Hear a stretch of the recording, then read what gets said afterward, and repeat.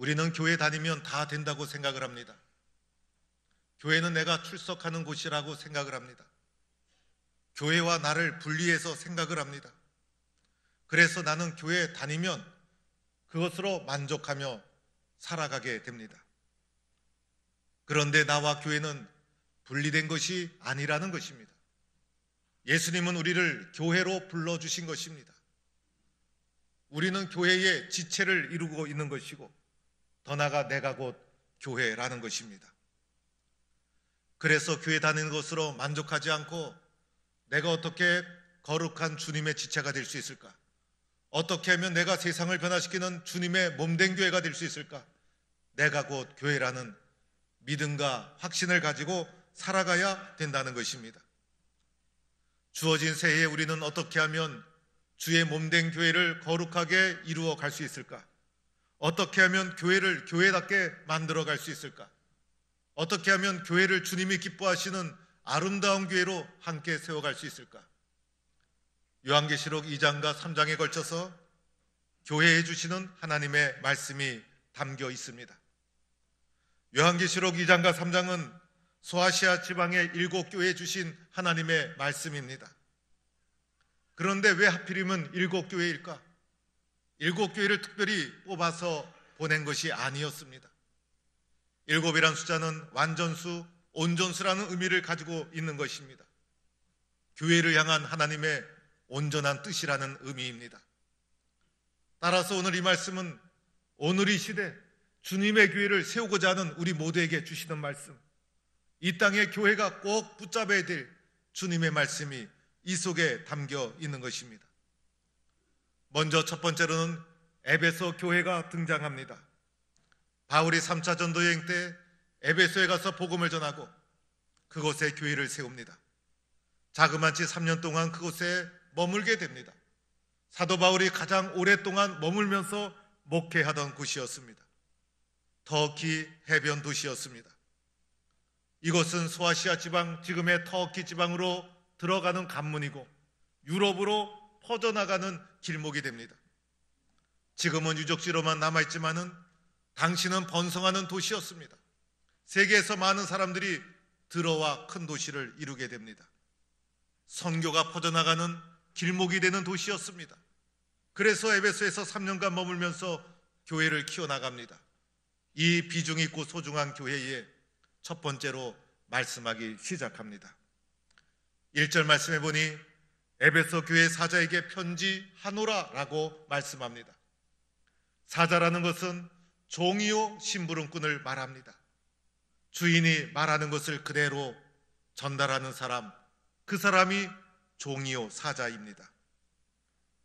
사자를 통해서 에베소 교회 말씀을 전하는 사람은 누구인가? 오늘 말씀해 보니 오른손에 있는 7뼈를 붙잡고 7 금촛대 사이를 다니시는 분이라고 말씀합니다. 바로 예수 그리스도를 가리키는 것입니다. 누구도 거역할 수 없는 절대적인 권위를 가지고 모든 사람을 구원하는 유일한 구원자 되시던 예수 그리스도, 교회를 세우시고 교회를 인도하시고 교회를 지키시고 교회를 보존하시는 예수 그리스도께서 말씀해 주시는 것을 그의 종이 받아서 에베소 교회에 그대로 전달합니다. 에베소 교회에 전달된 내용이 무엇입니까? 먼저는 칭찬을 하기 시작합니다. 에베소 교회를 향해서 이렇게 말씀합니다. 내 행위와 수고와 인내를 안다라고 말씀합니다. 안다라는 것은 오랫동안 관찰해 본 결과 내가 어떻게 믿음의 길을 걸어왔는지 나는 깊이 인식하고 이해하고 알고 있다는 것입니다. 에베소 교회에 무엇을 알고 있었을까요? 이 교회는 행위와 수고와 인내가 있었던 교회였습니다. 그런데 여기서 말하는 행위는 믿음 때문에 생겨난 행위였어요.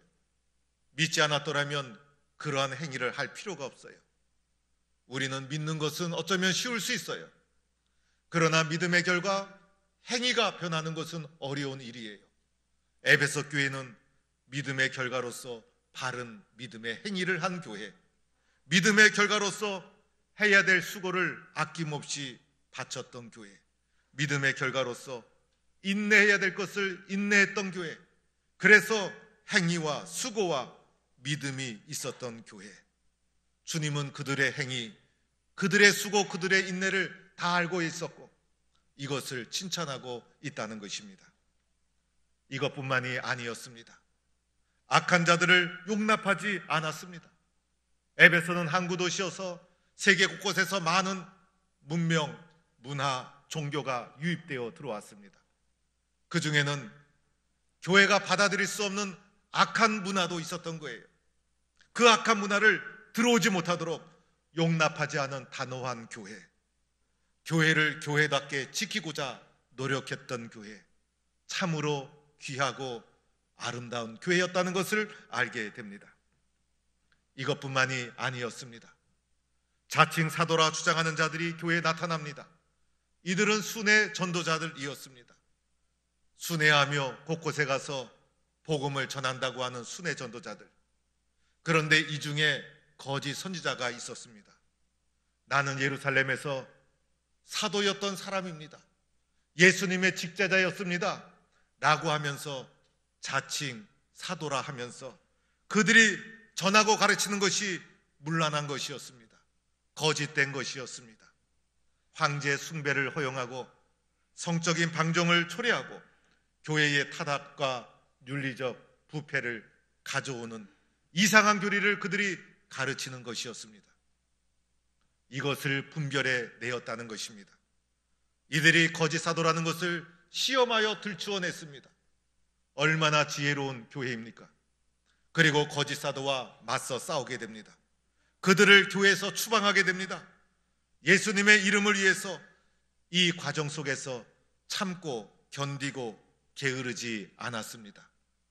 에베소 교회는 참으로 본이 되는 교회였고 훌륭한 교회였다는 것을 알게 됩니다. 여러분, 교회에 나오는 이유가 무엇입니까? 교회에 나오는 이유는 은혜 받기 위해서, 주님, 저에게 은혜를 주옵소서. 주님의 은혜가 있어야 우리는 살아갑니다. 그런데 은혜 받기는 쉬워도 받은 은혜를 가지고 수고하고 인내하고 땀 흘리며 심지어 거짓 사도와 싸워나가는 수고를 아끼지 않는 것, 이것은 쉬운 일이 아닙니다. 그런데 에베소 교회는 이렇게 수고하는 교회였다는 것입니다. 에베소 교회는 예수님을 위해서 수고했죠. 예수님 때문에 인내했죠. 예수님 때문에 참고 견디어 나갔죠. 예수님 때문에 바른 행위에 순종했죠. 예수님 때문에 악한 것들을 용납하지 않았죠. 예수님 때문에 거짓 사도를 분별해 내었죠. 참으로 훌륭한 교회라는 것입니다. 에베소 교회의 이런 모습은 우리들에게 이렇게 묻고 있는 것입니다. 당신은 예수님 때문에 얼마나 수고합니까? 당신은 예수님 때문에 얼마나 인내합니까? 당신은 예수님 때문에 얼마나 견디고 참아내고 있습니까? 당신은 예수님 때문에 바른 행위를 선택하고 있습니까? 당신은 예수님 때문에 교회를 위해서 희생을 아끼지 않습니까? 이렇게 우리에게 묻고 있는 것입니다. 에베소 교회처럼, 에베소 교회 성도처럼 이렇게 성숙한 성도가 될 수 있기를 주의 이름으로 축원합니다. 그런데 에베소 교회가 이런 칭찬만 받은 것이 아니었습니다. 예수님께서는 마지막에 책망하기 시작합니다.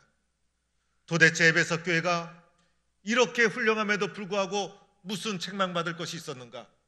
그것은 처음 사랑을 잊어버렸다는 것입니다. 사랑을 잃어버린 교회, 사랑이 식어버린 교회, 예수님에 대한 첫사랑을 버린 교회, 그것이 에베소 교회였습니다. 우리는 에베소 교회의 사랑이 식어진 이유를 이해할 수 있습니다.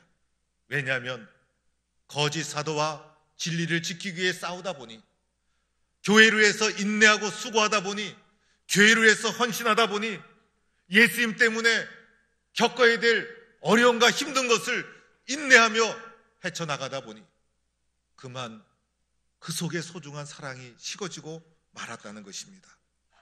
그러나 이 사랑을 잃어버리면 안 되는 것입니다. 하나님은 사랑이십니다. 사랑을 잃어버리면 아무것도 아닙니다. 사랑을 잃어버리면 교회의 능력은 사라지고 마는 것입니다. 교회가 세상 속에 드러낼 능력이 있다면 사랑의 능력인 것입니다. 사랑 없는 수고, 사랑 없는 인내, 사랑 없는 희생이 도리어 상처와 갈등을 초래합니다. 사랑 없는 수고 때문에, 사랑 없는 열심 때문에 때로는 교회가 고통받습니다. 사랑이 없으면 아무것도 아닙니다. 사랑이 없으면 하나 될 수 없습니다. 사랑이 없으면 서로를 용납할 수 없습니다. 에베소 교회가 잃어버린 사랑이 도대체 어떠한 사랑입니까? 처음 사랑 아닙니까? 내가 주님을 처음 만났을 때, 처음 사랑, 처음 은혜, 그때 여러분의 심정이 어떠했습니까? 그 처음 사랑을 잃어버리고 말았다는 것입니다.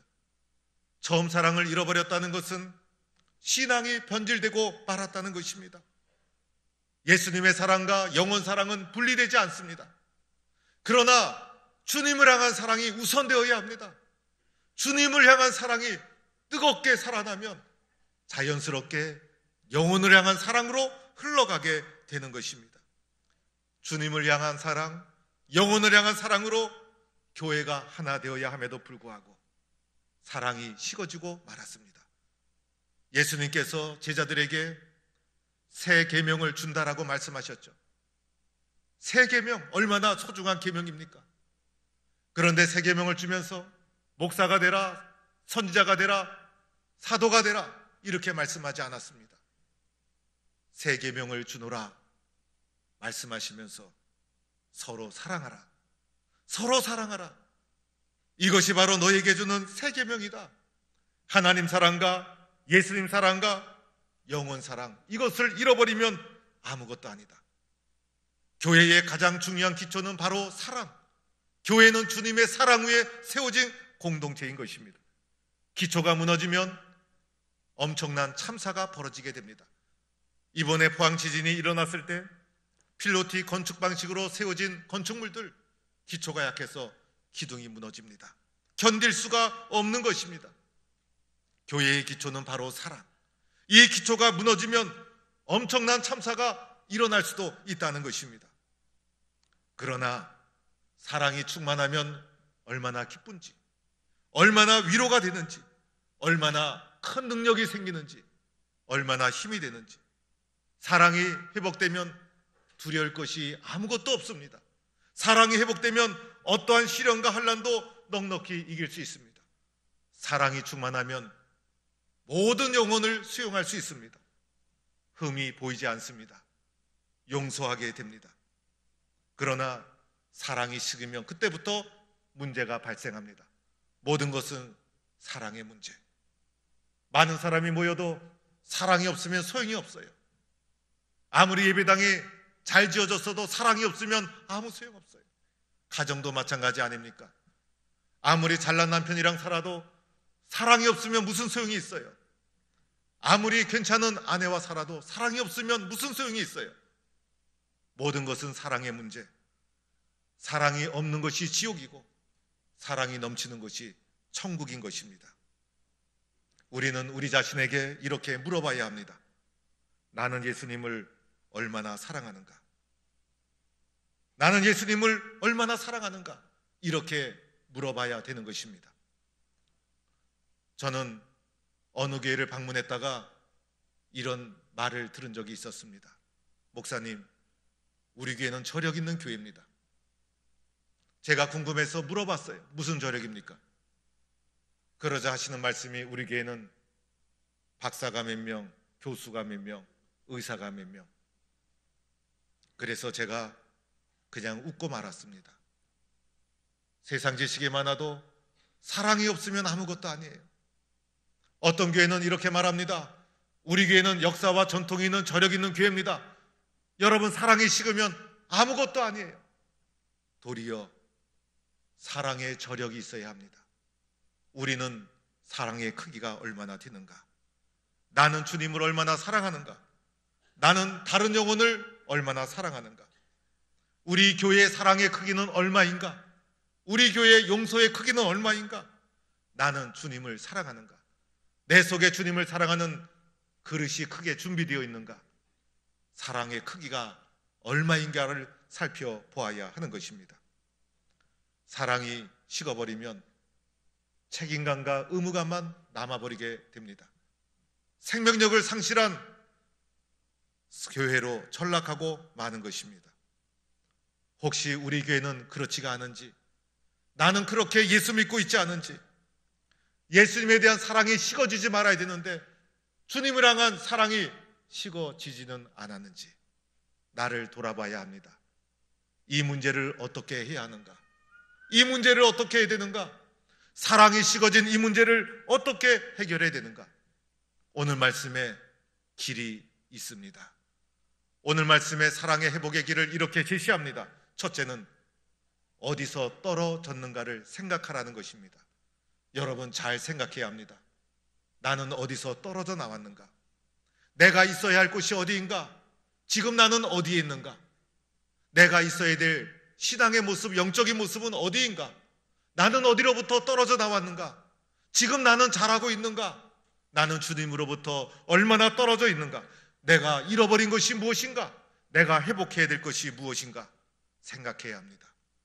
생각하는 자만이 길을 찾아갈 수가 있는 것입니다. 나는 이대로 믿음 생활을 계속해도 안전한가? 나는 잃어버린 것이 무엇인가? 회복해야 될 것이 무엇인가? 생각해야 합니다. 두 번째는 회개해야 합니다. 생각의 결과 바르게 생각한 사람은 분명히 회개할 것이 있을 것입니다. 주님, 나는 하나님의 사랑에서 멀리 떨어져 있습니다. 내 마음속에 사랑이 식어져 버리고 말았습니다. 사랑이 식어진 이유가 있을 것입니다. 내 욕심이 있을 수도 있고 나의 불성실한 태도에 있을 수도 있습니다. 회개해야 합니다. 하나님 앞에 엎드려야 합니다. 주님, 제 마음속에 사랑이 식었습니다. 주님에 대한 사랑을 잊고 살아가고 있습니다. 주님, 이대로 살 수가 없습니다. 내 마음속에 사랑을 회복시켜 주세요. 십자가의 사랑이 다시 회복되어야 합니다. 새로운 애는 그대로 살 수 없습니다.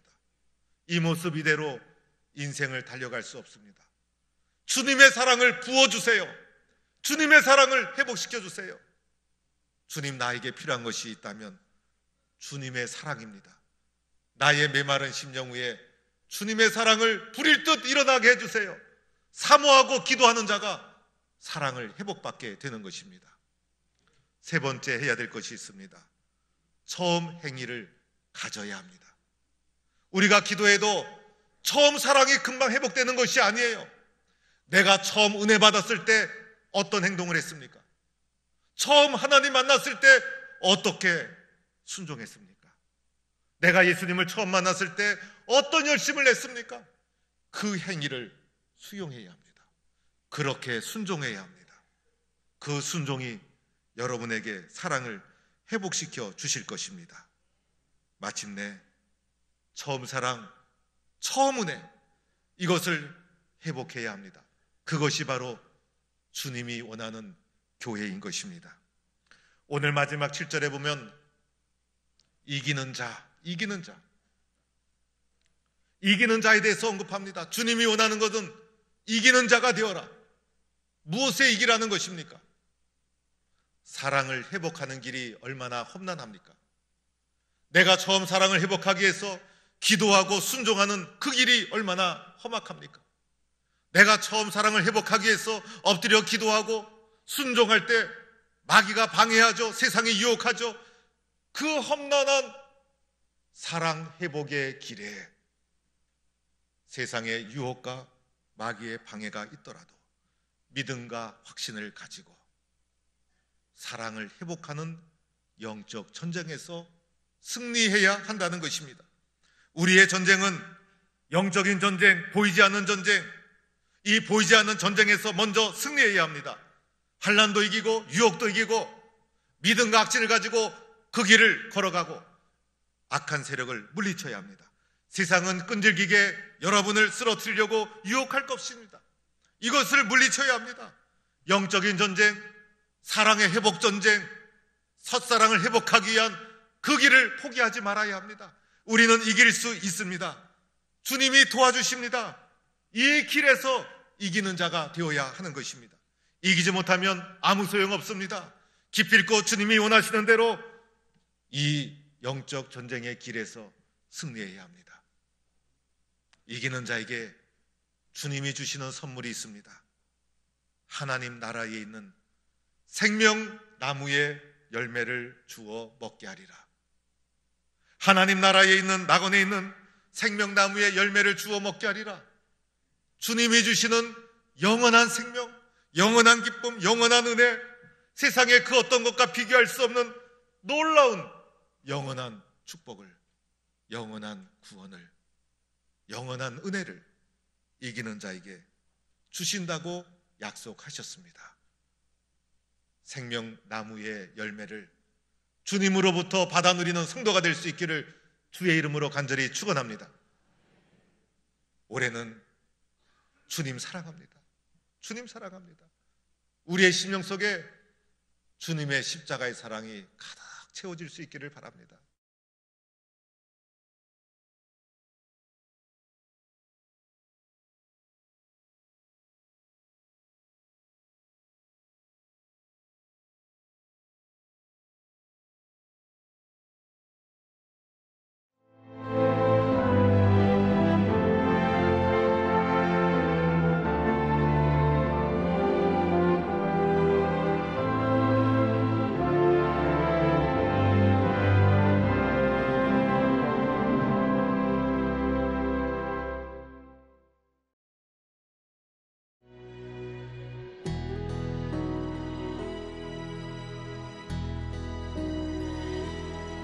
나를 지으신 이가 하나님, 나를 부르신 이가 하나님, 나를 보내신 이도 하나님.